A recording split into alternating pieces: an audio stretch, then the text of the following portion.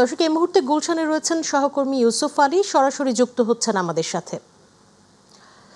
ইউসুফ, বিএনপির স্থায়ী কমিটির বৈঠকটি চলছে আমরা জানি, এর বিষয়বস্তু কি এবং এছাড়াও আর কি তথ্য আছে আপনার হাতে?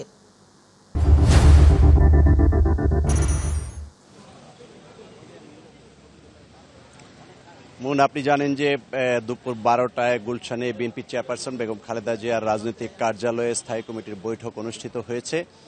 এই বৈঠকে বিএনপির মহাসচিব মির্জা ফখরুল ইসলাম আলমগীর, স্থায়ী কমিটির সদস্য ডক্টর খন্দকার মোশাররফ হোসেন, ডক্টর আব্দুল মঈন খান, মির্জা আব্বাস, গয়েশ্বর চন্দ্র রায়, নজরুল ইসলাম খান সহ সেলিমা রহমান সহ স্থায়ী কমিটির যে সদস্যরা রয়েছেন তারা এই বৈঠকে যোগ দিয়েছেন।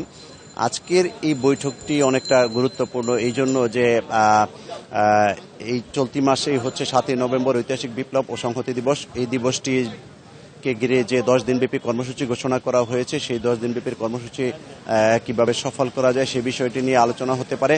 এছাড়া ত্রয়োদশ জাতীয় সংসদ নির্বাচন নিয়ে আলোচনা হতে পারে। এছাড়া বিএনপির পক্ষ থেকে যেটি বলা হয়েছে যে নির্বাচনের তারিখ পেছানোর জন্য কিংবা নির্বাচনকে বানচাল করার জন্য একটি মহল ষড়যন্ত্র করছে কিংবা কয়েকটি রাজনৈতিক দল বিভিন্ন ধরনের কৌশলী ভূমিকা পালন করছে, সেই বিষয়টি নিয়ে আলোচনা হতে পারে এবং যাতে করে প্রধান উপদেষ্টার ঘোষিত যে ফেব্রুয়ারিতে জাতীয় সংসদ নির্বাচন হওয়ার কথা সেটি যাতে ফেব্রুয়ারিতে অনুষ্ঠিত হয় সে বিষয় নিয়েও হয়তো আলোচনা হবে।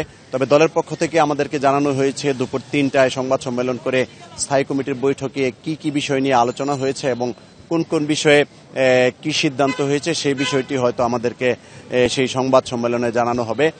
এছাড়া আপনি জানেন যে ত্রয়োদশ জাতীয় সংসদ নির্বাচনকে কেন্দ্র করে যে মনোনয়নের বিষয়টি সেটি নিয়েও কিন্তু একটি আলোচনা হবে, যাতে করে অর্থাৎ বিএনপি একটি বৃহৎ রাজনৈতিক দল হিসেবে সেখানে প্রতিটি সংসদীয় আসনে একাধিক মনোনয়ন প্রত্যাশী রয়েছে, সেখানে হয়তো একক প্রার্থী নির্ধারণের জন্য কিছু গুরুত্বপূর্ণ আসনে হয়তো সিদ্ধান্ত নিতে পারে যে কোন আসনে কাকে মনোনয়ন দেওয়া যায়, একক প্রার্থী হিসেবে হয়তো কারো কারো নাম সিদ্ধান্ত হতে পারে। তবে দলের পক্ষ থেকে যেটি বলা হয়েছে যে ত্রয়োদশ জাতীয় সংসদ নির্বাচনের তফসিল ঘোষণার পর দলীয় মনোনয়নপত্র কেনা হবে এবং দলীয় মনোনয়নপত্র কেনার পর সেটি কার্যালয়ে জমা দেয়া হলে যারা মনোনয়ন প্রত্যাশী এবং মনোনয়নপত্র কিনেছেন তাদেরকে ডাকা হবে এবং তখনই প্রার্থী নির্ধারণ করা হবে। এই বিষয়টি কিন্তু বিএনপির সিনিয়র নেতারা নিশ্চিত করে বলেছেন।